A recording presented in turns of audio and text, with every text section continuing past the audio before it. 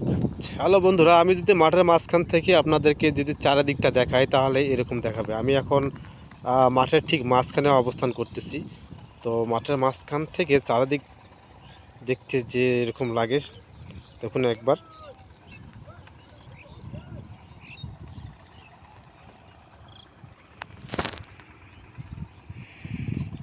গ্রামের বৈচিত্র্যময় দৃশ্যগুলো দেখতে আসলে খুব সুন্দর লাগে, প্রাণটা জুড়িয়ে যায়।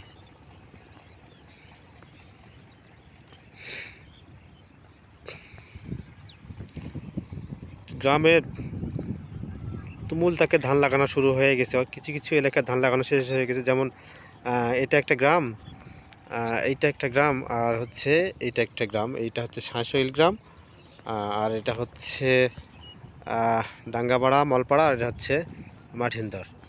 তো ডাঙ্গাপাড়া মাঠিন্দর, হ্যাঁ, মলপাড়া এটা সম্পূর্ণ জাবার দেওয়া হয়ে গেছে, জমি লাগানোও শেষ। আর হচ্ছে এই এই যে দেখতে পাচ্ছেন এখনও জাবার দেওয়া বাকি আছে, এটা হচ্ছে শাঁসইলের। এটা হচ্ছে আপনারা চিনবেন না, যদি আমার এলাকার যদি কেউ দেখে থাকে তাহলে ভিডিওটা অবশ্যই চিনবে। এটা হচ্ছে গানাকুড়ি নামে পরিচিত, সেই গানাকুড়ির দ্বীপ।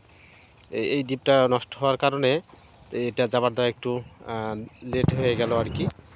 তো এখন দ্বীপ চলতেছে, সমস্যা নাই, পানি যাবার নিচ্ছে মানুষেরা। তো এই এই যে দেখতেছে নাড়া অংশটা, এটা আর 2 দিনের মধ্যে থাকবে না, এটাও ঢেকে যাবে।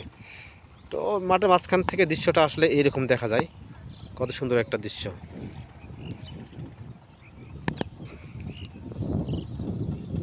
ওকে বন্ধুরা, ভালো থাকবেন, খোদা হাফেজ।